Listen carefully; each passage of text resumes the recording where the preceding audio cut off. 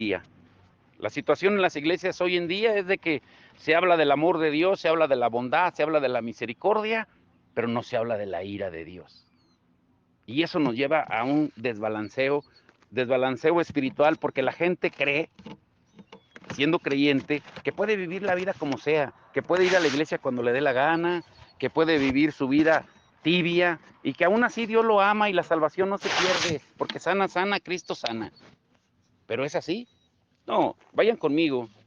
Números 22, 22. Vamos a leer 3 escrituras del Antiguo Testamento y 3 escrituras del Nuevo Testamento que hablan de la ira de Dios. Porque muchos dicen, no, es que la ira de Dios era en el Antiguo Testamento, ahora en el Nuevo es un nuevo pacto. Por eso Jesús murió en la cruz, para darnos salvación, porque tanto me amó. Y otra pregunta que la quiero dejar en el aire. ¿Ustedes creen que Jesús murió en la cruz por los pecadores? A ver, piense. ¿Cuál fue el motivo principal, mejor dicho, por el cual Jesús murió en la cruz? El motivo principal por el cual Jesús murió en la cruz. ¿Por los pecadores, como muchas veces se nos dice, o por la justicia de Dios? ¿Cuál fue el motivo principal? Si están entendiendo la pregunta, por el cual Jesús murió en la cruz. ¿Fue por los pecadores o por la justicia de Dios? ¿Cuál cree usted? Silencio en la sala, ya todo esté en calma. La justicia de Dios, pero pocas veces lo mencionamos. Porque todo lo hemos atribuido al hombre, de que el hombre es merecedor. Ay, es que Cristo murió por mí, por mí. Y crees que te lo mereces todo, empedernido pecador, pero no es así. Sobre Jesucristo recayó toda la ira de Dios. Mire lo que dice Números 22, 22. Números 22, 22. Dice, y la ira de Dios se encendió porque él iba, está hablando de Balaam, y el ángel de Jehová se puso en el camino por adversario suyo, imagínense. Iba pues él montado sobre su asna y con él 2 criados suyos. Ahora vayan a Segunda de Crónicas 24, 18. Segunda de Crónicas 24, 18. ¿Mm? Segunda de Crónicas 24, 18. Dice, y desampararon la casa de Jehová, el Dios de sus padres, y sirvieron a los símbolos de acera y a las imágenes esculpidas. El que tenga oídos para oír, oiga, porque todavía tienen por ahí algunos guardado el cuadrito que les dejó su mamá. Es que la imagen que me dejó mi mamá es la guadalupana. ¿Cómo la voy a tirar? Entonces, ¿qué dice? La ira de Dios. Ah, pero lea fuerte, no lea sin temor. Entonces, ¿qué dice? La ira de Dios vino sobre Judá. Imagínense los que tienen imágenes todavía guardaditas ahí. ¿eh? Imagínense. Pero es que la ira de Dios ya no viene. No viene, ahorita vas a ver si no viene. Salmo 106, 29. ¿Mm? Salmo 106, 29. Provocaron la ira de Dios, ¿con qué? Con sus obras, y se desarrolló la mortandad entre ellos. Eso es en el Antiguo Testamento, solo para que tenga un contexto. Pero ahora vamos al Nuevo. ¿El Nuevo también habla de la ira de Dios? Claro que sí. ¿Y quién fue el primero que lo dijo? Jesús. Juan 3:36. Juan 3:36. Nos gusta mencionar Juan 3:16, pero se nos olvida el 36. Mire lo que dice Juan 3:36. El que cree en el Hijo tiene vida eterna, pero el que rehúsa creer en el Hijo, ¿qué dice? No verá la vida. Sino que la ira, ¿la qué? La ira de Dios. La ira de Dios está sobre él. Romanos 1:18. Vamos a Romanos 1:18. ¿Mm? Romanos 1:18. Esto es más serio de lo que usted se imagina.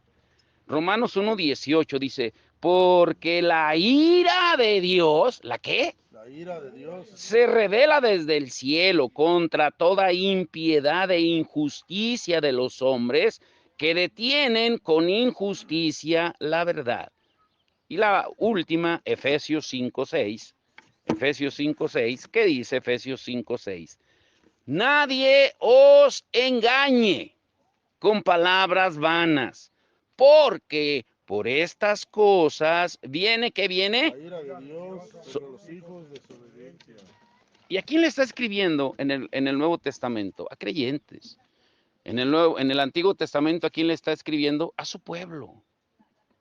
Pero a veces se la aplicamos solamente a la gente que anda mal, los que andan en pecado, pero nos la está escribiendo a nosotros. Es una carta de amor de un Dios airado que dice, oye, ya, ubícate. La Biblia son cartas de amor que expresan los atributos de Dios, los atributos, pero muy pocos pensamos como atributo de Dios la ira. Si alguien dijera, ¿tú crees que la ira es un atributo de Dios? No, porque Dios es amor. No, también la ira es un atributo. Un atributo es algo que Dios tiene y que refleja su carácter y su esencia.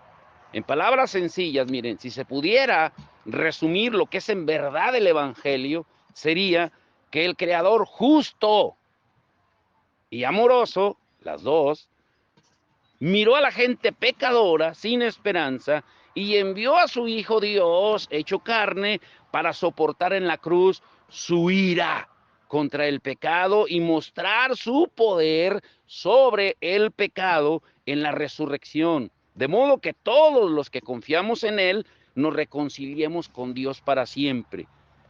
Y yo le pregunto, ¿se parece esto que estamos viendo hasta ahorita con el Evangelio que se predica hoy? En nada. En nada. Usted puede escuchar las predicaciones que están en las redes sociales y parecen charlas motivacionales, de autoayuda, de automotivación, de autosuperación, todas enfocadas en el ser humano, pero pocas enfocadas en Dios. Todas enfocadas en lo que yo necesito, es que necesito ser sano, necesito ser libre, necesito amarme yo primero para después amar a los demás. Y nos tuercen el enfoque, nos cambian las prioridades. Pero ¿cómo respondemos a este evangelio? El cristianismo de hoy presenta un evangelio que en nada se parece a lo que está en la Biblia. Se ha distorsionado tanto. Alguien dijo alguna vez que hemos vuelto a Dios como una combinación del genio de la lámpara que cumple deseos y caprichos, a como el psiquiatra y el psicólogo que después de una consulta te da pastillas para crear tu propia fantasía. ¿Mm? O hablando en términos de iglesia, lo hemos cambiado en frases como, y las han escuchado, pídele a Jesús que venga a tu corazón, invítalo, como si él necesitara que un pecador empedernido, orgulloso, lo aceptara. Pídele que venga a tu vida, repite conmigo esta oración y pasa al frente y acepta a Jesús como tu Salvador personal. Y ustedes sabían que nada de esto, de lo que le acabo de mencionar, está en la Biblia. Nada de eso. Nada de eso. No encontraremos un versículo, si usted lee toda la Biblia, no vamos a encontrar un versículo donde se le diga a la gente, inclina tu cabeza, cierra tus ojitos y repite conmigo. Es más, no vamos a encontrar lo que hoy llamamos la oración del pecador. Es un invento del hombre, la oración del pecador. Dios nunca puso una oración del pecador. Él siempre llama al arrepentimiento. ¿Mm? Y no vamos a encontrar un énfasis en aceptar a Jesús. Acéptalo como si el pobrecito estuviera mendigando el amor de esos pecadores empedernidos. ¿Qué hemos hecho? Que hemos tomado al glorioso Hijo de Dios que soportó la terrible ira de Dios, como dice Filipenses 2, 6 al 11, y que ahora reina como Señor de todo, y lo hemos reducido a un pobre e insignificante Salvador, que nos ruega a nosotros, pecadores empedernidos, que lo aceptemos. Les dije que se nos iba a atorar, pero aceptarlo, piense bien en esa palabra, aceptarlo, ¿de verdad pensamos que Jesús nos necesita? Piense, que no es al contrario, nosotros lo necesitamos a Él. ¿Mm?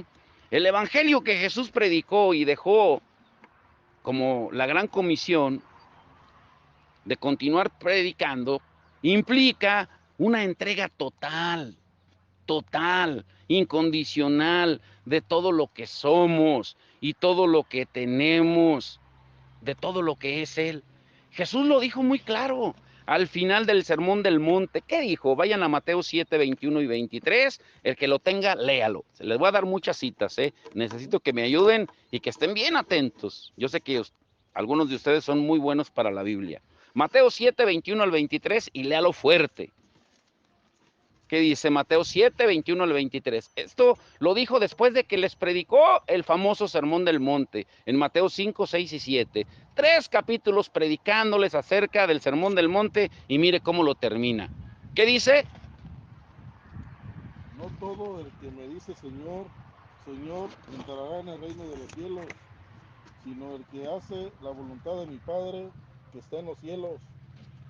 Muchos me dirán en aquel día, Señor, Señor, no profetizamos en tu nombre, y en tu nombre echamos fuera demonios, y en tu nombre hicimos muchos milagros.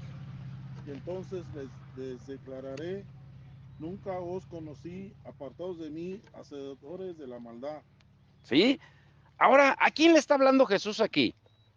No le está hablando a los paganos, a los herejes, a los idólatras, le está hablando a los que se sentían muy religiosos, espirituales, que estaban engañados, pensando que iban en el camino correcto al cielo, pero en realidad iban camino al infierno.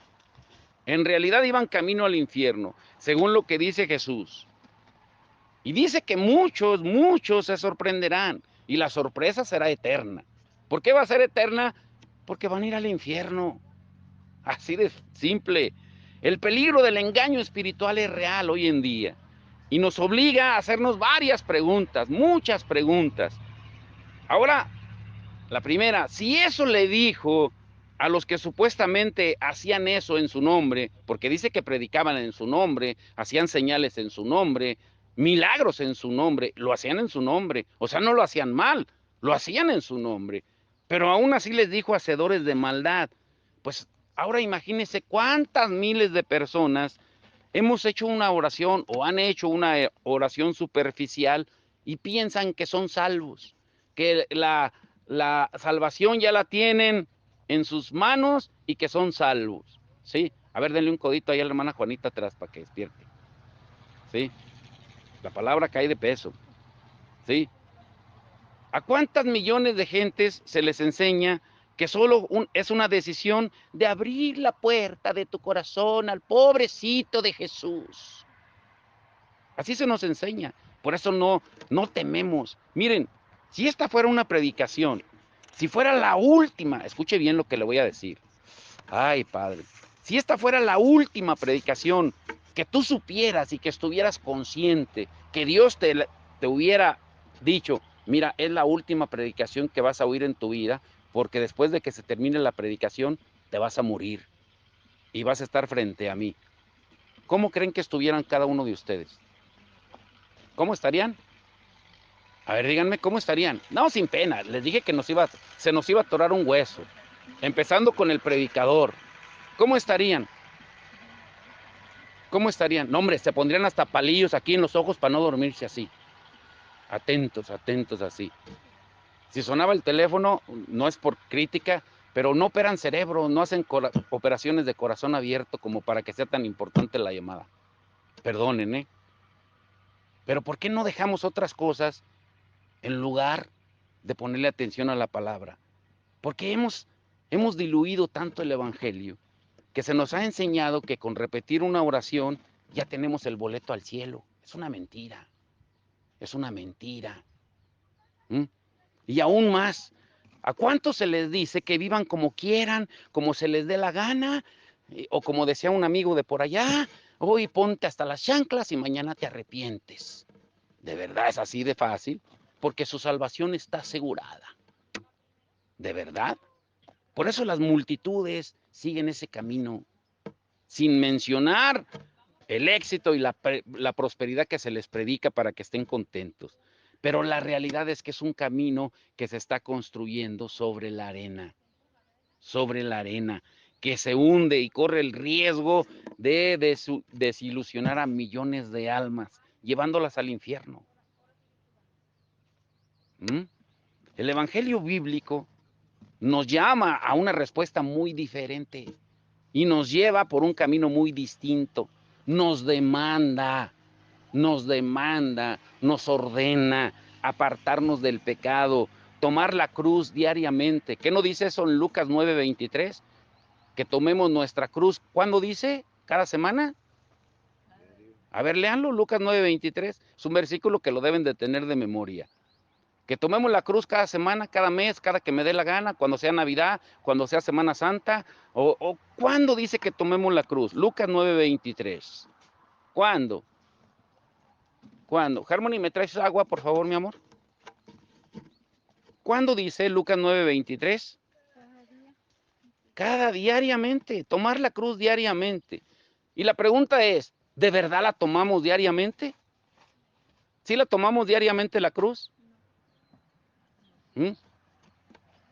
Morir a nosotros mismos. Pablo dice en Gálatas 2:20, ¿qué dice? Con Cristo estoy, no dice estaré o estuve, estoy, tiempo presente, estoy juntamente crucificado. Ya no vivo yo, mas Cristo vive en mí. Y ahora lo que vivo en la carne, o sea, lo que vivo en el cuerpo, lo vivo en la fe del Hijo de Dios. ¿El cual qué dice?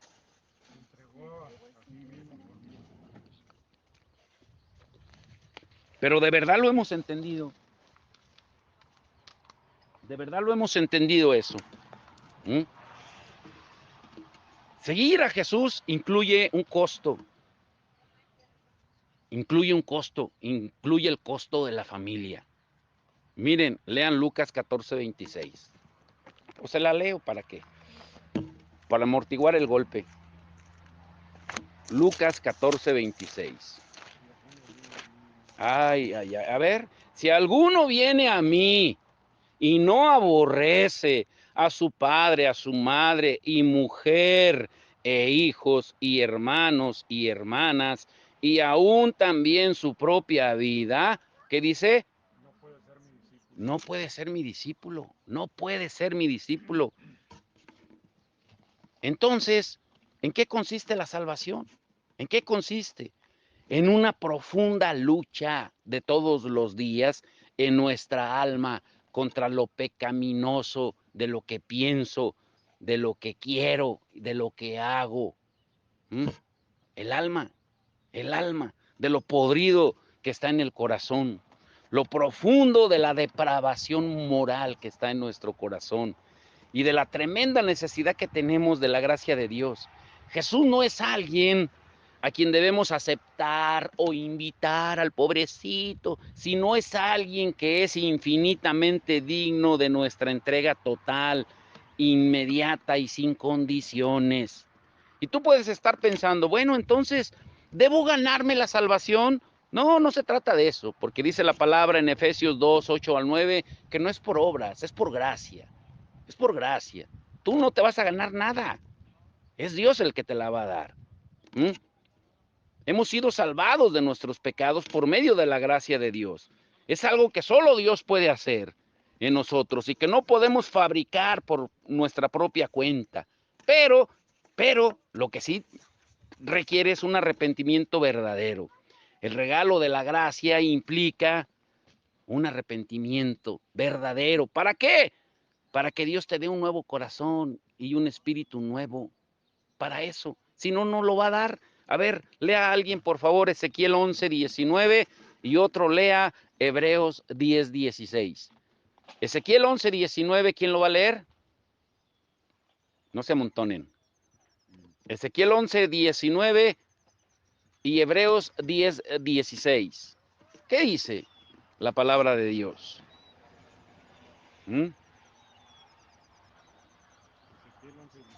¿Qué dice? Y les daré un corazón y un espíritu nuevo, pondré dentro de ellos, y quitaré el corazón de piedra de en medio de su carne, y les daré un corazón de carne. Nos dará un corazón nuevo y un espíritu nuevo. Va a quitar el corazón duro y te lo va a transformar, te lo va a cambiar. ¿Sí? ¿Por qué el corazón? Porque Jesús dijo que de dentro del corazón salen los homicidios, los hurtos, las avaricias, las borracheras, la lujuria, la lascivia, todo sale del corazón. Si no se cambia el corazón, sigue siendo el mismo, creyendo que con venir a la iglesia una vez al año, 2 veces al mes, ya la hiciste. No se trata de asistencia. El Señor no es como en la escuela que dicen, a ver, ¿cuántos vinieron todo el año a la escuela? No, a ver, Francisco, tienes 15 faltas, no pasas. No, no es así.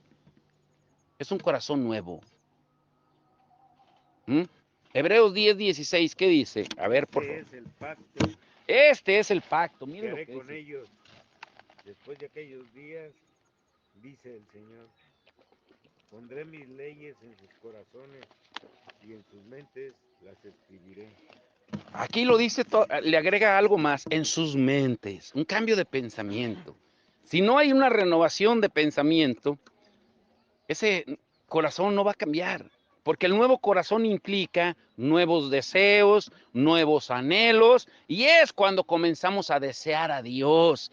Pero también es una lucha constante entre el espíritu y el alma. Es cuando empieza la verdadera lucha, como dice Gálatas 5:17, porque los deseos de la carne son contra el espíritu, los del espíritu contra la carne, y estos se oponen entre sí, se oponen.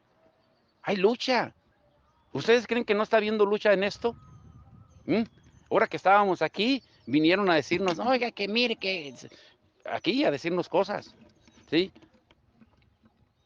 Pero gracias a Dios que estamos haciendo las cosas en orden, en orden. Y no tienen ningún derecho ni legal, ni moral, ni espiritual para detener lo que Dios empezó. El que tiene oídos ya entendió. Entonces, nos damos cuenta de que no solo somos salvos para que nuestros pecados sean perdonados, ni para asegurarnos la eternidad, para que te vayas al cielo. No, somos salvos para conocer nuestra verdadera identidad como hijos de Dios y conocerlo más a Él, para que seamos guiados por el Espíritu y no por la carne. Es lo que Pablo dice enseguida ahí en Gálatas 5:18, después de decir que los deseos de la carne se oponen contra el Espíritu, dice en Gálatas 5:18. ¿Qué dice Gálatas 5:18? Pero si sois guiados por el Espíritu, Si son guiados por el Espíritu, ¿qué dice? no estáis bajo la ley. No estáis bajo la ley. ¿Pero a cuál ley se refiere aquí? Pecado. Exactamente, no se refiere a la ley de Moisés, sino a la ley del pecado que obra en la carne, porque la carne es la que peca. Lean, por favor, Romanos 7:23. Romanos 7:23, ¿qué dice? ¿Qué dice Romanos 7:23? Pero veo otra vez otra ley en mis miembros que se revela contra la ley de mi mente y que me lleva cautivo a la ley del pecado. Veo otra Está ley. en mis miembros. ¿Está dónde? En mis miembros. En mis miembros. El cuerpo es el que peca. Por eso, si recuerdan lo que hemos estudiado, que nuestra vida es como un arbolito, pero la mayoría de las veces nos la pasamos solamente quitando las manzanas, pero dejamos el tronco y dejamos la raíz, porque no llegamos a lo profundo. ¿Y qué sucede cuando el Espíritu Santo toma el control y nos guía? Pues producimos los frutos del Espíritu y no las obras de la carne. Y entonces tenemos sed de Dios. Lo deseamos tanto que abandonamos todo lo demás para experimentarlo a Él. Y esa es la única respuesta a la revelación de Dios en el Evangelio. Esa es la única respuesta. Cuando el Espíritu Santo ilumina esa revelación y quita la venda espiritual del diablo, que Él ha puesto, del entendimiento entenebrecido, como dice Pablo en 2 Corintios 4:4, que el enemigo ha puesto una venda para que no resplandezca la luz del Evangelio, ¿sí? Cuando el Espíritu Santo ilumina y quita esa venda, eso lleva al entendimiento de hombres y mujeres para que entendamos que debemos de arriesgarlo todo, arriesgar nuestras vidas por conocer más de Dios y de darlo a conocer. Pero de verdad lo hacemos. Miren, yo sabía que este iba a ser uno de los mensajes más difíciles, donde iba a haber más oposición, donde iba a haber, y no, por favor, nadie lo tome personal, lo debo de decir. Por ejemplo, ya se va a ir Pati, yo no sé por qué se tengan que ir todos. A Goyito le llamaron, la hermana Juanita durmiendo, Carmelita está dormida. Yo sabía que iba a haber oposición. Y perdónenme, les tengo que hablar como hijos porque los amo. Yo sabía que iba a haber oposición. Pero ¿ustedes creen que ustedes van a arreglar los problemas del mundo? Que esa llamada que le hicieron a Goyito, no lo tomen personal, les dije que les iba a doler. Que esa llamada que le hicieron a Goyito ahorita, Goyito con contestar, va a solucionar el problema o todo eso, ¿sí? O se va a acabar el mundo si no contesta la llamada, se va a acabar el mundo si Pati no se queda a escuchar la predicación y que la persona si tiene que ir a recoger a alguien, pues que no hay taxis, que no hay alguien más, ¿sí? Sí, sí se dan cuenta. Por ejemplo, la familia de Alfredo, ¿dónde está? Pues paseándose. Pues es el domingo, es el único día que tenemos de descanso. Es el único día que tenemos de familia. Mentiras, tienes toda la semana, no haces nada. Te la pasas viendo tele o haciendo otras cosas, pero no aprovechamos el tiempo, no redimimos el tiempo. El diablo nos tiene bien engañados. Por eso no hay siervos, no hay verdaderos discípulos que quieran servir al Señor, porque nos tiene bien engañados. Porque pensamos que como no hay consecuencias inmediatas de nuestra desobediencia, de nuestro pecado, pensamos que Dios aprueba las cosas. ¿Cierto o no? ¿Cierto o no? Dormida, pastor, estoy escuchando Sí, la palabra, estoy sí, con la vista hacia abajo. sí, no, yo dije que no se molestaron, que yo lo iba a decir, no lo dije personal. Si alguien se molestó, perdónenme, pero lo voy a decir como Dios me lo ponga. Si alguien lo toma personal, pues perdónenme. Y si no, pues si a mí no me afecta, pues no tengo por qué enojarme. La palabra es la palabra. Si el evangelio no ofende, no es su palabra. Lo estamos viendo. ¿Mm? Lo estamos viendo. Y no lo dije por usted nada más. Oh, hay más. ¿Sí? Tenemos que ser sensibles a la palabra de Dios. Les dije que iba a estar duro. ¿Mm? Entonces, volviendo aquí al tema, producimos los frutos del Espíritu y no las obras de la carne cuando dejamos que sea el Espíritu el que nos guíe. Tenemos sed de Dios, nos da sed de Dios. Cuando el Espíritu ilumina esa revelación, nos quita la venda de los ojos y podemos conformarnos cada vez más y más a la imagen de Dios. Ahora, hoy en día, el Evangelio está centrado en Dios o centrado en el hombre. ¿En quién está centrado? ¿En quién está enfocado? Seamos honestos. No está enfocado en Dios. Está enfocado en el hombre. Lo que yo necesito, lo que yo requiero, lo que yo necesito, ¿sí? Les vuelvo a repetir, yo sé que eso es una buena obra, pero ¿de verdad creen ustedes que necesite irse Pati a recoger a quien va a recoger? No sé a quién va a recoger, pero que es el único vehículo en todo Salamanca. O están en un desierto apartado. Necesitamos entenderlo. Necesitamos entender el evangelio. Ahora escuchen, ¿cuáles son los peligros? Agárrese bien. Todo fue la introducción.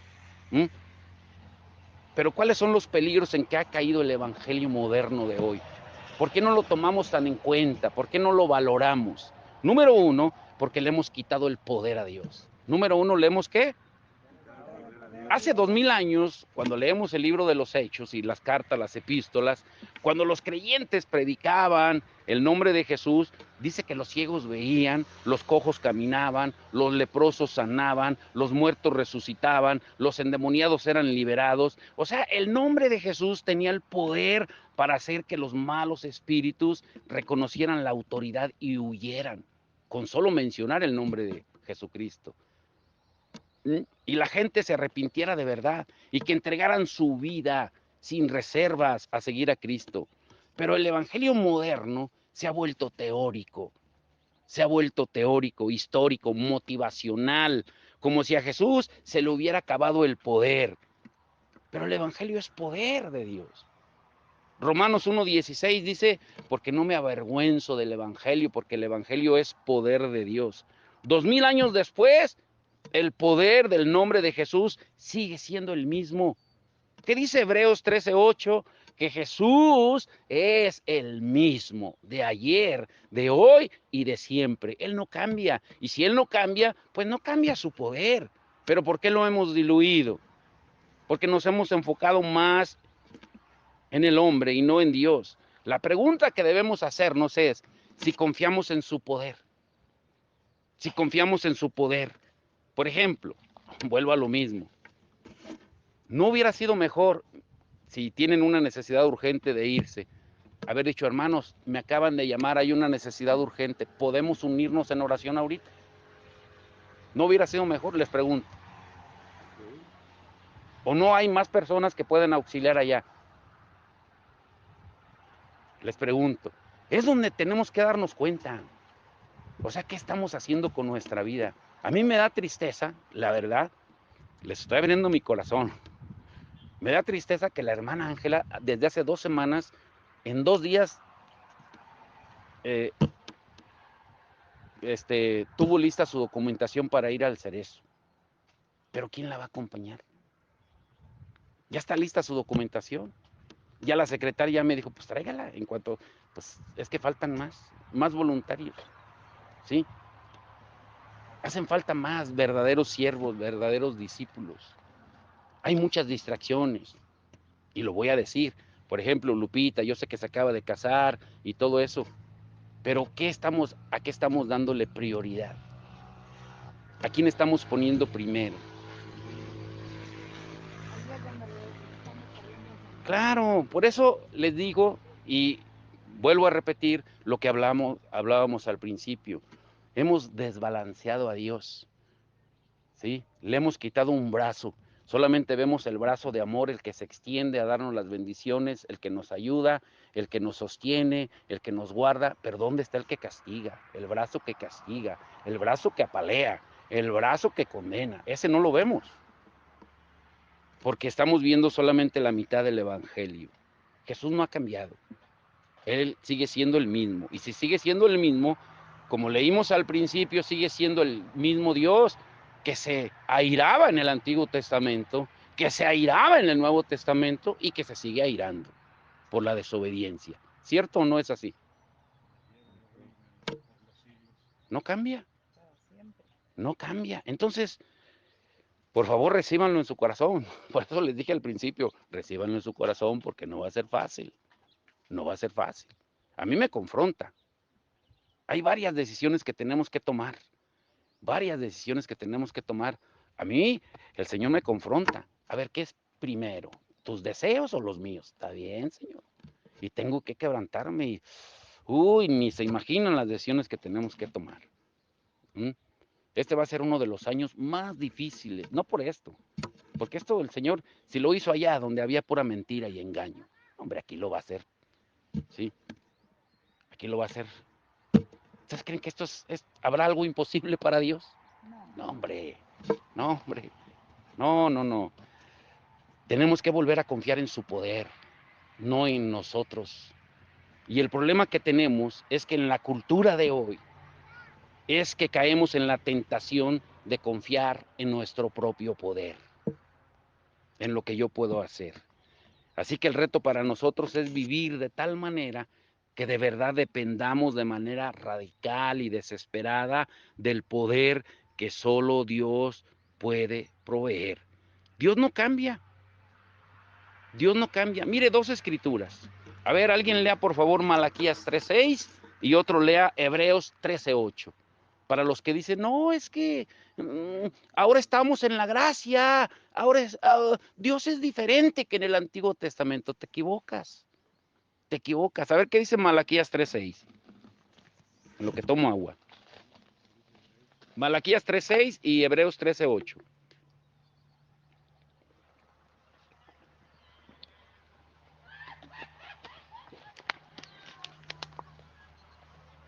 Malaquías 3:6.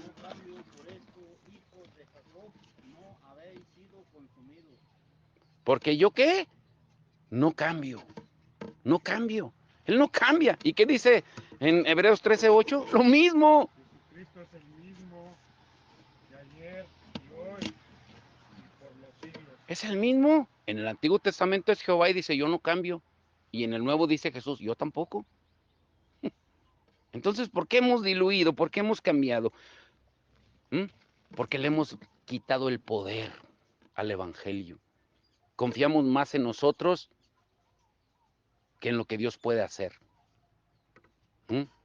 ¿Cuál es el segundo peligro en que ha caído el Evangelio? Número 2, en el evangelio del éxito, de la prosperidad y de la superación personal. Uy, que sí está de moda.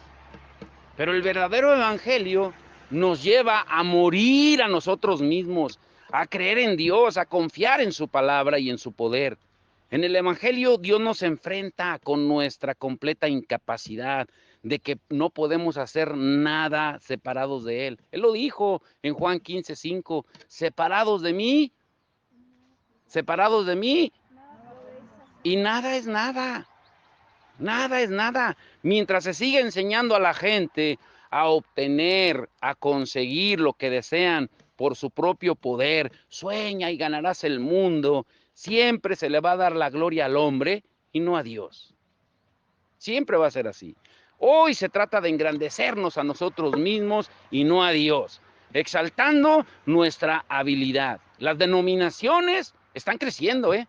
Las denominaciones están creciendo. Bueno, aquí en Salamanca ya hasta escuela tienen. Los ministerios personales están creciendo. El ego está creciendo. Las charlas motivacionales están a la orden del día, haciendo creer a la gente que merecen todas las bendiciones de Dios sin comprometerse a nada, porque no se les confronta. Sin arrepentimiento, sin hablar del pecado, mucho menos del infierno, ¿eh? No hablen del infierno, como lo hemos estudiado en los devocionales. Si han sido de verdad atentos a las 9 cartas hasta ahorita que hemos estudiado de las cartas de Jesús, se han dado cuenta que todas nos confrontan. Todas nos confrontan, no hay una que no. Porque mientras estemos en el mundo, el diablo nos va a tentar con la vieja tentación que siempre le ha funcionado. ¿Saben cuál es? Y grábenselo, anótenlo, ¿sí? El diablo siempre te va a ofrecer cosas terrenales. A ver si me entendieron. El diablo siempre te va a ofrecer cosas terrenales disfrazadas de bendiciones. Dios siempre te va a ofrecer cosas eternas. Esa es la gran diferencia. Que nos dejamos deslumbrar. Nos dejamos deslumbrar.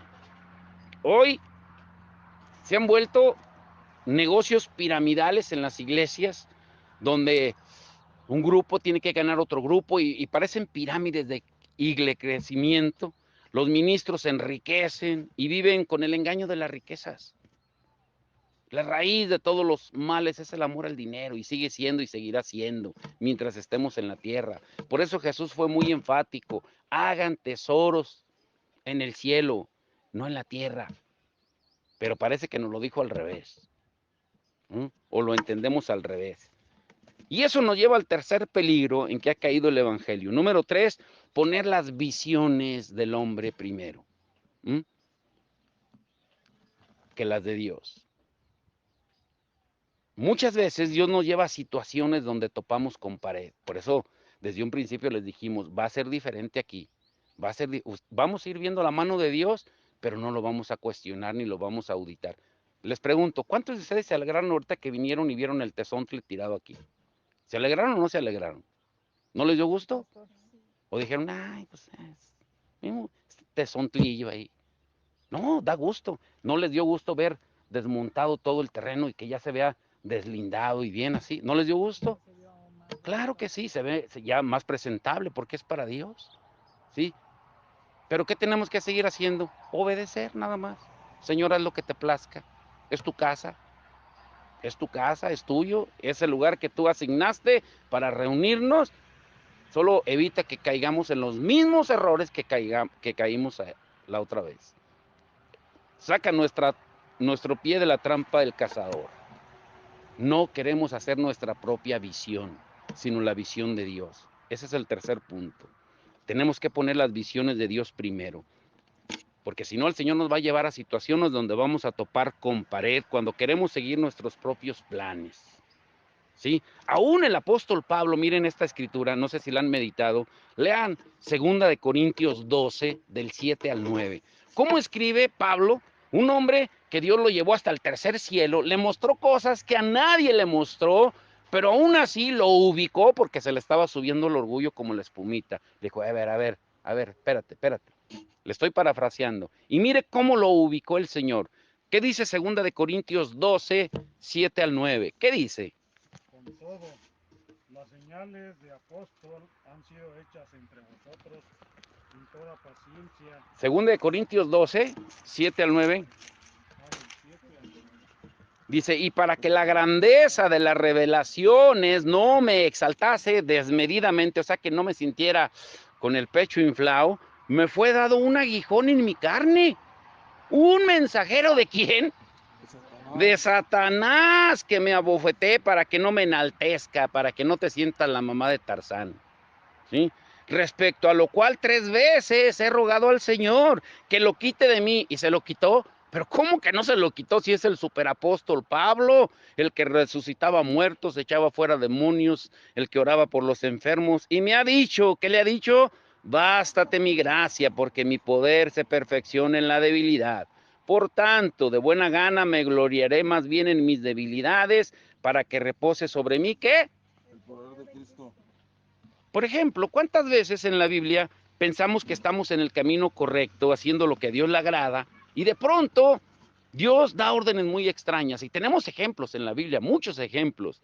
Por ejemplo, Josué, cuando entró a la tierra prometida y se topó con los muros gigantescos de Jericó, y los vio, y de pronto aparece Dios y le dice, mira, no va a ser como tú piensas, va a ser como yo te dé la visión para conquistar.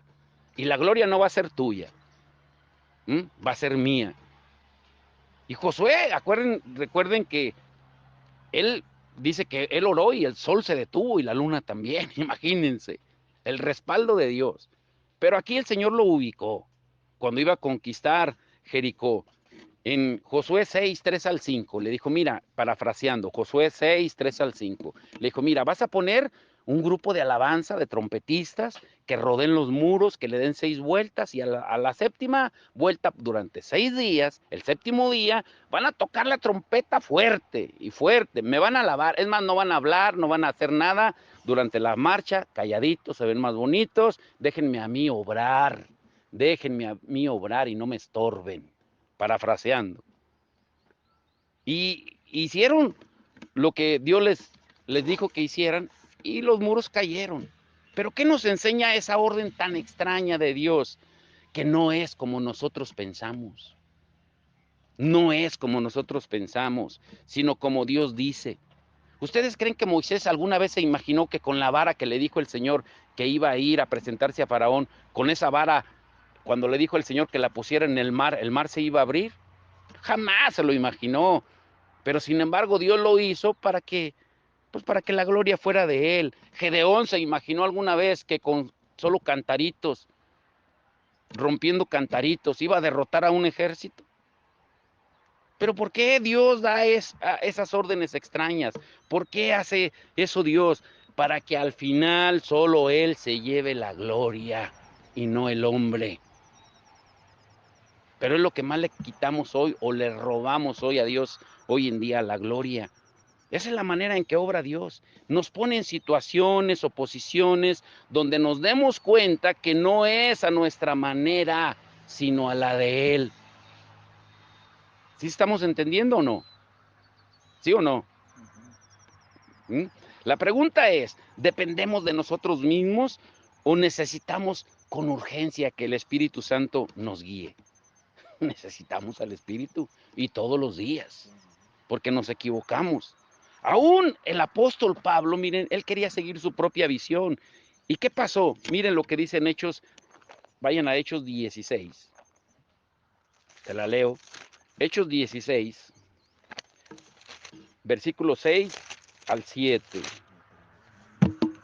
Dice, y atravesando Frigia y la provincia de Galacia, les fue prohibido. ¿Por quién? Por el Espíritu Santo. Hablar la palabra en Asia. ¿Cómo que les fue prohibido hablar la palabra en Asia? Pues ¿qué no fue a eso a lo que nos mandó el Señor a predicar el evangelio? ¿Y por qué se lo prohíbe a Pablo? Si Pablo tenía buenos deseos y él quería ir a predicar. Pero ¿qué le dijo el Espíritu Santo? Nanáis, no es como tú quieres ni como tú piensas, es a donde yo te lleve. Y muchas veces queremos ir a lugares y el Señor de repente nos dice, hey, yo te mandé, yo te dije que fueras, y topamos con pared. Y dice, y cuando llegaron a Misia, intentaron ir a Bitinia, pero el Espíritu, ¿qué dice? No se los Ah, permitió. caray. Y luego después dice, y pasando junto a Misia, descendieron a Troas, y se le mostró a Pablo una visión de noche. Un varón macedonio estaba en pie rogándole y diciendo, pasa a Macedonia y ayúdanos. Y ahí sí lo mandó el Señor. O sea, ¿qué nos enseñan estas escrituras? Número uno, el Espíritu Santo le prohibió, no le permitió. Y luego le da la visión correcta hacia dónde debe de ir. ¿Cuántas veces nosotros no nos hemos equivocado? Yo en lo personal, me sigo equivocando. Porque a veces le hago más caso a Francisco que al Espíritu. No sucede así. No le hacemos más caso a veces a nosotros mismos que al Señor. No sucede así. Y ya cuando topamos con pared, es cuando decimos, pero ¿por qué, Señor? Por macetón, porque no oíste. ¿Mm? Y Pablo, este es un gran ejemplo. Pablo, el siervo de Dios, el Espíritu Santo le prohibió, no le permitió, pero luego le da la visión correcta hacia dónde debe de ir. ¿Y qué no es lo que dice la palabra? ¿Qué no es lo que dice? Que debemos ser guiados por el Espíritu Santo. ¿Qué no dice Romanos 8:14? Que los que somos guiados por el Espíritu, esos somos hijos de Dios. ¿Y por qué debe de guiarnos? Pues para darnos la correcta visión de glorificar a Cristo. ¿Cuál es el motivo principal por el cual Jesús dijo que Él enviaría la promesa del Padre? ¿Cuál es el motivo principal? ¿Para darnos poder? No, eso es secundario. ¿Para predicar las buenas nuevas? No, es secundario. ¿Cuál fue el motivo principal por el cual Jesús dijo que Él iba a cumplir la promesa del Padre de darnos el Espíritu Santo? Alguien lea, por favor, San Juan 16:14. Fíjese cómo nos equivocamos a veces. San Juan 16:14. Claro que predicar el Evangelio es importante. Claro que el recibir poder es importante. Pero sin lo primero, el único que te vas a exaltar eres tú, porque no vas a tener la visión correcta. ¿Qué dice San Juan 16:14? Él me glorificará porque tomará de lo mío y os hará saber. Él me glorificará. Él me glorificará. Si Él no se glorifica, todo lo que hagamos es en vano. ¿Sí entendemos esa parte? Porque si no le vamos a dar la gloria al hombre o a las denominaciones, pero no a Dios. Pero no a Dios. Miren, les voy a contar algo muy personal. El miércoles que salimos de allá del Cerezo, me encontré al pastor Paco. Y los que conocen al pastor Paco, yo lo digo con mucha humildad. Es un hombre, en mi punto de vista, muy personal. Cuando yo lo conocí en tiempo atrás, orgulloso, prepotente, alzado, la verdad. Yo lo estoy abriendo mi corazón. Es la perspectiva que yo tenía de él. Que tenía, y digo tenía, porque el miércoles que lo vi, lo saludé y me acerqué y lo abracé. Ya saben que a mí me gusta abrazar. Y lo abracé y sentí como una gelatinita. Dice, ya salió, hermano. Sí, ya salimos. Dice, pues yo vengo a visita familiar. No le quise preguntar, no le quise echar sal a la herida, ¿sí? Pero a veces Dios nos tiene que llevar a situaciones dolorosas para que nos humillemos y reconozcamos que no es como nosotros pensamos. Es como Él dice. El que entendió, entendió. Por eso tenemos que ser sensibles. Si no glorificamos a Jesús en todo lo que hagamos, nos estamos equivocando de evangelio. Si no glorificamos a Jesús aún cortando hierba o echando esto, el tezontle, nos estamos equivocando de evangelio. Hay un canto muy hermoso de Marcos Brunet que dice, te preparamos un lugar para que vengas a reinar. ¿Sí? No habla de edificios, habla del corazón. Glorificarlo a Él. Eso fue lo que dijo Jesús. Nunca olvidemos que todo lo que hagamos lo glorifique a Él. Aún Pablo decía, aún en la comida o en la bebida, todo lo que hagamos, que glorifique a Él, que lo glorifique a Él. Pero de verdad, ¿lo glorifica a Él todo lo que hacemos? ¿Sí lo glorifica? ¿Mm?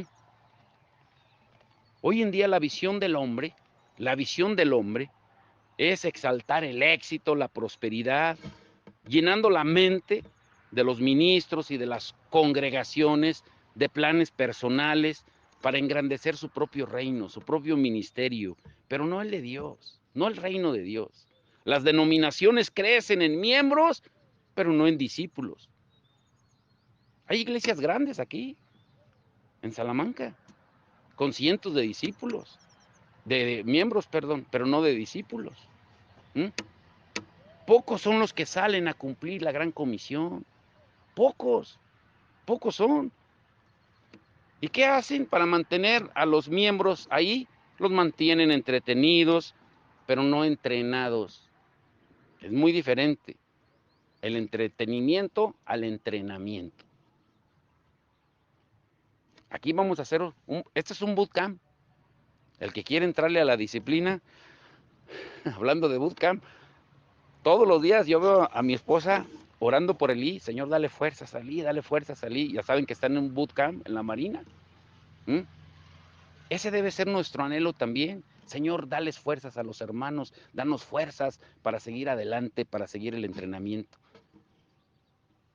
El predicar estos mensajes no es fácil, ni para mí, ni para ustedes recibirlo. Ni para mí darlo, ni para ustedes recibirlo. Porque yo sé que muchos están pensando, bueno, pero pues, ¿qué le pasó? ¿Viene enojado? ¿Qué no? No, más bien vengo ubicado. Ya el Señor me dijo, ya, déjate de cositas, ¿sí? Hoy en día, pocos salen a cumplir la gran comisión. ¿Por qué? Les vuelvo a repetir, porque se mantiene a la gente entretenida, pero no entrenada. Cómodos con programas de todo tipo, para que se sientan cómodos, pero no les hables de la ira de Dios. No, cállate de eso. No les hables de la ira de Dios.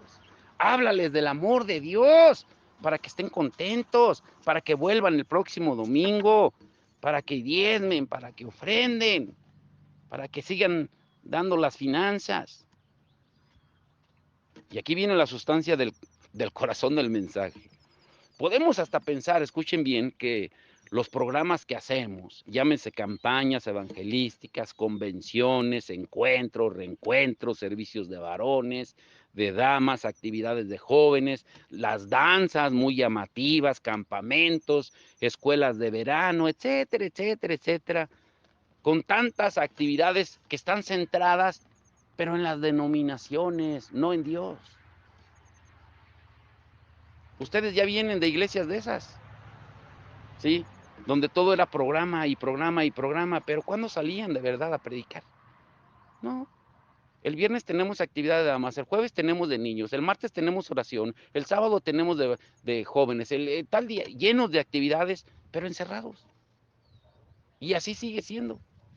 ¿Quién sale a predicar afuera? ¿Quién sale? ¿Mm? Y pensamos que porque la gente va, porque la iglesia creció en miembros, con el disfraz que es para Dios, podemos estar viviendo engañados, pensando que porque ya hay muchos miembros, es garantía de que la presencia de Dios está en ese lugar. No te engañes. Recuerden lo que hemos visto, las multitudes seguían a Jesús, pero cuando Él las confrontaba se iban. Ustedes me siguen por el pan que comieron, no porque me quieran a mí, y se iban. ¿Sí? ¿Y qué le decían los discípulos? No, pues dura palabra es esta, ¿se quieren ir ustedes también? Pues váyanse. Pero él le ponía crema a lo que... No, es tiempo que volvamos al verdadero evangelio. ¿Mm? Que volvamos a la realidad. Las multitudes no son garantía de que la presencia de Dios esté ahí y de que el Espíritu Santo esté de acuerdo y aprobando en todo lo que estamos haciendo. Y como último punto, ¿cuál es la verdadera realidad bíblica? Cuando leemos el libro de los Hechos, escuchen esto, y vemos a la primera iglesia, cuando leemos el libro de Hechos, y vemos a la iglesia que Jesús diseñó, que empoderó con su Espíritu Santo, vemos imágenes muy distintas, muy diferentes a como las vemos hoy en las iglesias, incluyendo esta. Vemos a un grupo de discípulos que saben que necesitan el poder de Dios, que son menospreciados, que son perseguidos, que son odiados, gente sin estudios, pescadores, campesinos, analfabetos, algunos de ellos, y que saben que de ellos depende continuar la misión que Jesús les dejó. ¿Y qué hacen? Ustedes leen que planifiquen estrategias, convenciones, vamos a hacer una campaña, a invitar a un superapóstol, convocan a una convención o traen a un cantante famoso para atraer a la gente, nada de eso. ¿Qué es lo primero que hacen? Pues lo que olvidamos todo el tiempo. A ver, alguien lea Hechos 1:14. Después de que Jesús por 40 días les estuvo hablando acerca del reino de Dios y que Él asciende al cielo, ¿qué es lo que comienza a hacer la iglesia? ¿A organizar programas? No. ¿Qué dice Hechos 1:14? Fuerte, por favor. Hechos 1:14. Todos estos perseveraban unánimes en oración y ruego con las mujeres y con María, la madre de Jesús, y con sus hermanos. Perseveraban, ¿qué? Unánimes en oración. Lo primero. Estar en sintonía con el Señor. Todos en un mismo espíritu se dedicaban a la oración. No estaban ocupados poniendo la fe en sí mismos ni confiando en su capacidad de ellos. Están suplicando por el poder de Dios, porque están seguros que no van a lograr nada sin Él. ¿Y qué hace Dios? Envía su Espíritu Santo con poder, todo cambia.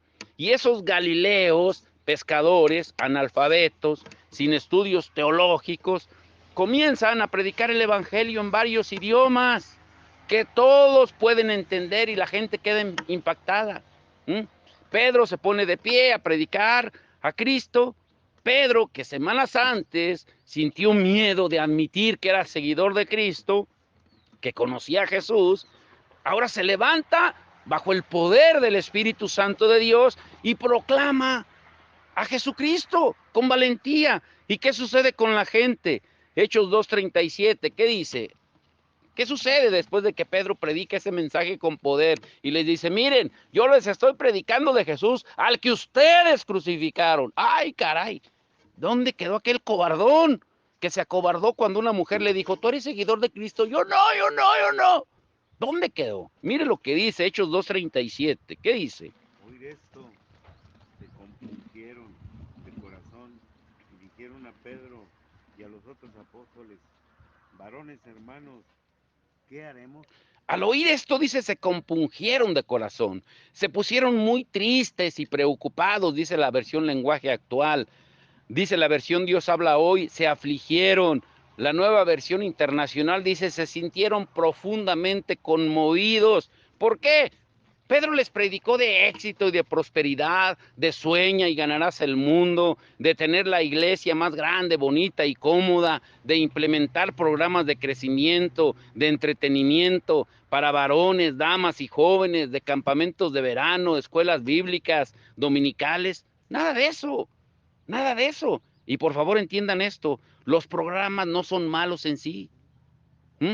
Se vuelven malos, engañosos, cuando solo se habla de un atributo de Dios, cuando solo se habla de ellos y nos olvidamos de la otra parte del Señor, cuando solamente nos enfocamos en el hombre.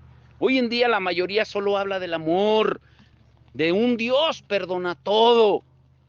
Pero de verdad es así. ¿Qué les predicó Pedro? Si analizamos el mensaje de Pedro, ¿de cuánto los ama Dios? No.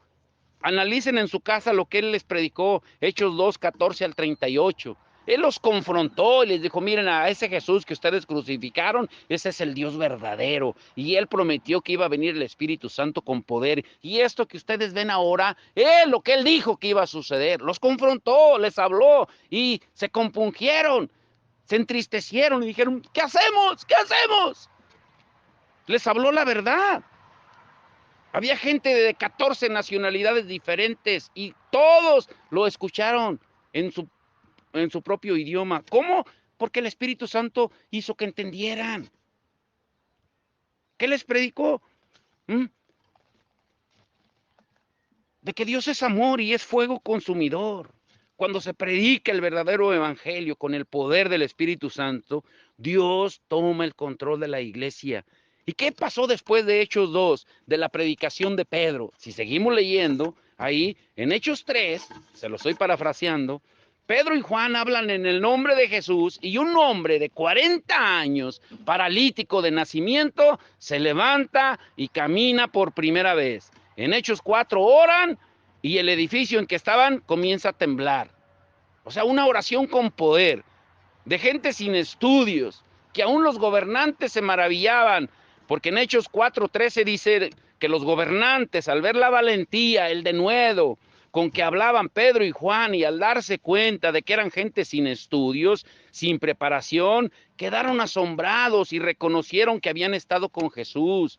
O sea, no pasaron por escuela dominical, ni por el nivel 1, 2 y 3, o por escuelas de ministerio, de liderazgo. Eran guiados por el poder del Espíritu Santo, glorificando a Cristo. Y a partir de ahí, las cosas se ponen mejores.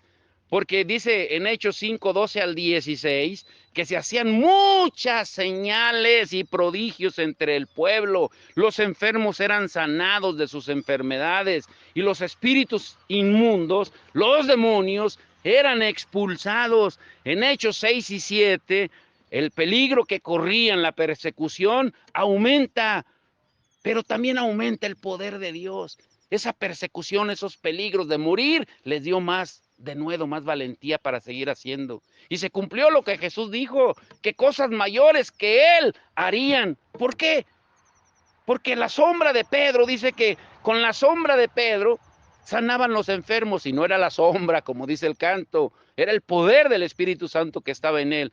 Jesús nunca hizo eso y Pedro lo hizo. Pablo dice que le llevaban los paños a los enfermos y sanaban. Jesús nunca hizo eso. Señales aún mayores, pero Jesús dijo que iban a suceder. Pero la pregunta es, ¿suceden hoy en día? ¿Las vemos hoy en día? No, hombre, oras por uno que tiene gripa y le da pulmonía, porque no creemos, o queremos hacer las cosas a nuestra manera. En el capítulo 8 de Hechos, toda la iglesia es esparcida, porque estaban cómodos, la iglesia estaba creciendo y se estaban acomodando, y de repente vino la persecución y el Señor les dijo, hey, yo no los mandé a sentarse ni a estar comoditos haciendo programas aquí, no, vámonos. Y los esparcieron a todos hacia Judea y Samaria, y se predica el evangelio en todas partes. Incluso, escuchen esto, cosas mayores. El Espíritu Santo teletransporta a Felipe de un lugar a otro, como si fuera una película de ciencia ficción. Lo teletransporta para guiar a un extranjero etíope a Cristo en Hechos 9. Saulo, que después fue Pablo, que era perseguidor de los cristianos, se vuelve seguidor de Cristo. En Hechos 10, las barreras raciales, porque los judíos eran muy orgullosos, comienzan a caer y el evangelio se empieza a expandir por todas partes. En Hechos 11 se funda la primera base misionera, no iglesia, base misionera para preparar un bootcamp, para preparar a la gente y enviarlos. Y es donde envían a Pablo y a Bernabé. Le estoy dando un resumen. Ahora, con este breve resumen, ¿se parece a la iglesia de hoy? ¿Se parece? No. En Hechos 12, mientras Pedro espera su muerte en una celda de la cárcel, la iglesia ora. ¿Y qué sucede cuando la iglesia ora? ¿Qué sucede? De repente aparece un ángel y le dice, Pedro, levántate porque los hermanitos están orando. Se le caen las cadenas, lo saca de la prisión. Ángeles ayudando, respaldando la oración de la iglesia. Pero hoy en día ni en los ángeles creemos. Confiamos más en nuestras habilidades. Hechos 13, comienza Pablo sus viajes misioneros, predicando de ciudad en ciudad, sanando a los enfermos, echando fuera demonios, resucitando muertos, y podríamos continuar analizando los 28 capítulos del libro de los Hechos. Y continuar por todo el Nuevo Testamento con todas las cartas. Y darnos cuenta que el designio de Dios en medio de su pueblo es darle poder para que tengan las posibilidades de cumplir la obra y que Él sea el único que se lleve toda la gloria, no el hombre. No el hombre. Donde solo Jesús se ha glorificado. Vuelvo a preguntarle, ¿se parece esto a la iglesia de hoy? Que está afanada por el éxito, la prosperidad, el materialismo, y te pido, te pido, te pido, te pido, y te pido, y te pido, y te pido, y te pido, y te pido, puro te pido. ¿Mm? La realidad es que no importa cuántos recursos pueda tener la iglesia, sean financieros, recursos humanos, multitudes reunidas en edificios bonitos y cómodos, pero separados del poder del Espíritu Santo y sin cumplir el llamado que Él nos hizo, no vamos a hacer nada para el reino de Dios. Y lo único que se va a engrandecer es la visión del hombre, su denominación y sus proyectos, pero no el reino de Dios. No el reino de Dios. Y llévense esto en su corazón, miren. Dios ama, pero también condena. A ver, dígalo. Dios ama. Dios ama, pero también condena. No podemos solamente predicar Juan 3:16, pero de tal manera amó Dios al mundo que dio a su Hijo unigénito para que todo aquel que en él cree no se pierda, mas tenga vida eterna. No, tenemos que predicar también lo que él dijo en Mateo 25:31 al 46. Estuve desnudo y nunca me diste una ropa para vestir. Estuve hambriento, no me diste de comer. Sediento, no me diste de beber. Enfermo y no me visitaste. Preso y nunca fuiste conmigo. Apartaos de mí, al fuego eterno preparado para el diablo y sus ángeles, sus demonios. Tenemos que predicar todo el evangelio, ¿m? Porque los malos irán al castigo eterno y los justos a la vida eterna. Pero ¿cuántos de nosotros creemos que estamos haciendo lo correcto? Muchas veces engañados. Pero Jesús, Él dio el barómetro de cuál iba a ser. ¿M? Pero ¿en qué está enfocada la iglesia hoy? Aquí lo describe Jesús en Juan 2:14 al 16. Esta es la iglesia de hoy. A ver, léanlo. Juan 2:14 al 16. Juan 2:14 al 16. Esa es la iglesia que describe a todas las iglesias hoy en día. Juan 2:14 al 16. ¿Qué dice? Y halló en el templo a los que vendían bueyes, ovejas y palomas, y a los cambistas ahí sentados. Y haciendo un azote de cuerdas, echó fuera del templo a todos, y las ovejas y los bueyes, y esparció las monedas de los cambistas, y volcó las mesas. Y dijo a los que vendían palomas, quitad de aquí esto, y no hagáis de la casa de mi padre casa de mercado. ¿No es lo que sucede hoy? Hasta venden la comida y dicen, vamos a vender talento. ¿El talento se vende? ¿El talento? Ah, caray, hasta el nombre está hasta mal. Se vende de todo, se hace de mercadería de todo. En León, como escucharon en los devocionales, hay una iglesia, no lo digo el nombre por respeto, pero hay una iglesia donde llegan a decirte si eres de los invitados que están en VIP, tienen zona VIP, para llegarte y dice, hermano, se le antoja un café, una hamburguesita en lo que está escuchando la predicación. Se lo llevan a su lugar. Es donde van mis hermanas, por eso se los digo con conocimiento de causa, ¿sí? Pero ellas son empresarias, ¿sí? Donde haya comodidad, donde los niños estén contentos allá, zona de juegos de niños, donde ellas estén acá lonchando y a la vez escuchando la predicación, vendimia, y venden de todo tipo de souvenirs, ¿sí? Yo estuve en la casa de Dios, ¿de veras es la casa de Dios donde estuviste? ¿Que no fue en el shopping mall de León? Nos hemos equivocado tanto, pero ya basta, hasta comida se vende. Mientras no volvamos al modelo que Jesús nos dejó y nos quitemos de la cabeza, de la mente, que el sacrificio de la cruz fue solo por nosotros, escúchelo bien, lo voy a decir de nuevo, es con lo que quiero concluir. Mientras no nos quitemos de la cabeza, de la mente, que el sacrificio de la cruz fue solo por nosotros y no entendamos que la ira de Dios recayó sobre él, jamás vamos a valorar la cruz. Porque siempre te vas a sentir un merecedor. Ay, es que merezco. Dios me amó tanto, Alfredo, me ama. Dios te ama tanto, Alfredo, te ama tanto, tanto. ¿De veras te ama tanto? ¿Sí? Tenemos que poner prioridades en orden, ¿sí? prioridades en orden y es en todo.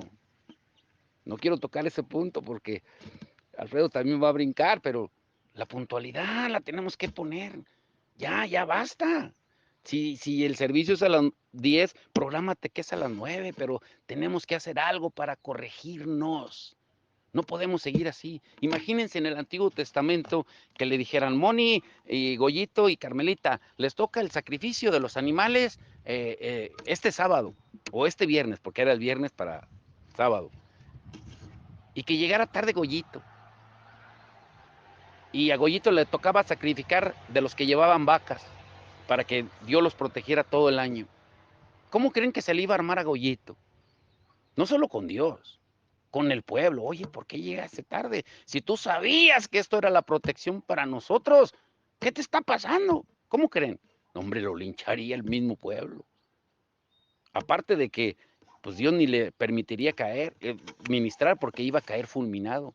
Por si no lo sabían, quien entraba a ministrar al tabernáculo, al templo de Dios y que no iba bien preparado, caía fulminado. Por eso traían campanitas, donde sonaban las campanitas y los de afuera estaban atentos y lo traían con un lacito, tapado con el manto ese grueso donde no se veía, las campanitas los guiaban y si seguían las campanitas todavía estaba vivo el hermanito. Dejaban de sonar las campanitas, cayó fulminado, a sacarlo arrastrando. ¿A cuántos de nosotros no nos sacaría arrastrando hoy Dios? ¿Sí se dan cuenta? Eso es lo que tenemos que poner en mente, priorizar. Tenemos que valorar el sacrificio de Jesús. Si no, lo vamos a seguir viendo solo como una llave para pedir todo tipo de bendiciones, para vivir un cristianismo sin cruz, sin sufrimiento, anhelando vivir cómodos y seguros y olvidando que no pertenecemos a este mundo, que todo esto va a pasar y que la esencia del cristianismo es negarnos a nosotros mismos. Y los pastores y ministros, mientras sigamos predicando de un Dios de amor perdona todo, sin arrepentimiento, seguiremos siendo ciegos, guiando ciegos, creyendo que merecemos todo. A mí Dios me confrontó con el devocional del jueves. Si escucharon, va a haber mayor condenación para los que predicamos la palabra que a ustedes. Porque Dios nos va a demandar, oye, ¿qué alimento les diste? Yo te mandé que les alimentaras de ese alimento. Es que si no se ofendían, es que si no se iban, es que ya ves cómo son jarritos de Lagos de Moreno que se quebran bien fácil. Por eso, es que tú eres un Dios de amor. Cuando hablamos de un Dios de amor que ama, que cuida, que protege, que sana, que libera, pero se nos olvida que es el Dios que castiga. Estamos predicando un evangelio a medias. Cuando hablamos de un Dios lleno de gracia y de misericordia, pero se nos olvida el Dios de ira, estamos predicando un evangelio a medias. Cuando hablamos del Dios que perdona, pero se nos olvida el Dios que condena, estamos predicando ¿a qué? A medias. A un Dios a medias. Mi mayor responsabilidad, para terminar, como pastor, es dar a conocer al Dios de la Biblia. Es dar a conocer el Dios de la Biblia, pero completo. ¿Qué no es esa la vida eterna? Juan 17:3 dice, y esta es la vida eterna, que te conozcan a ti, al único Dios verdadero. Pero ¿conocerlo a medias o conocerlo completo? ¿Conocerlo solo en la faceta de amor, pero no en la de la ira? ¿Qué hemos hecho con las cartas de amor de Jesús? Leemos solo las partes que nos gustan y creemos que Dios nos ama, hagamos lo que hagamos. Necesitamos poner otra vez a Jesús como el centro de la iglesia, no a nosotros. Él es santo, santo. 2 escrituras para terminar. A ver, alguien ayúdame con Habacuc 1:13 y otro con Lucas 12:5. O si quieren yo se las leo. Miren, Habacuc 1:13. Dice, muy limpio eres de ojos para ver el mal. Escuche bien lo que está diciendo. Muy limpio eres de ojos para ver el mal, ni puedes ver el agravio. ¿Por qué ves a los menospreciadores y callas cuando destruye el impío al más justo que él? Y mire lo que dice en Lucas 12:5. Ay, Señor. Lucas 12:5. Y cuando puedan, lean todo el capítulo 12 de Lucas. Lucas 12, verso 5. Pero os enseñaré a quién debéis temer. Temed a aquel que después de haber quitado la vida, tiene poder de echar en el infierno. Sí os digo, a este temed. Le pregunto, ¿Jesús puede enviar a alguien al infierno? ¿Jesús envía gente al infierno? Porque la gente dice que no. Uy, dígale eso a un pastor de una iglesia grande, va a decir, no, no, no, no, no, no. Jesús jamás enviaría a la gente al infierno. Bueno, algunas sectas dicen que en infierno hay, ¿sí? Pero le pregunto, leyendo esta escritura, ¿quién envía a la gente al infierno? ¿Quién la envía? ¿Sí leyeron bien? ¿Quién la envía? A ver, dígalo, ¿quién la envía? Señor, ¿Quién la envía? el Señor.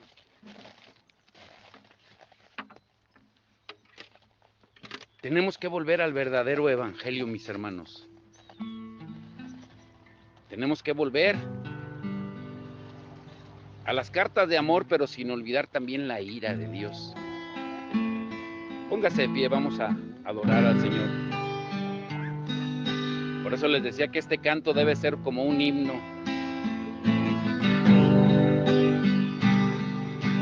El hombre es nada sin Cristo, el Señor. Su alma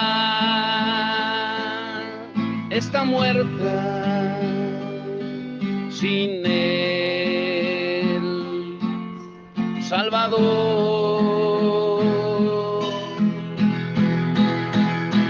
Pero en la cruz mi Cristo murió para dar vida al pecador.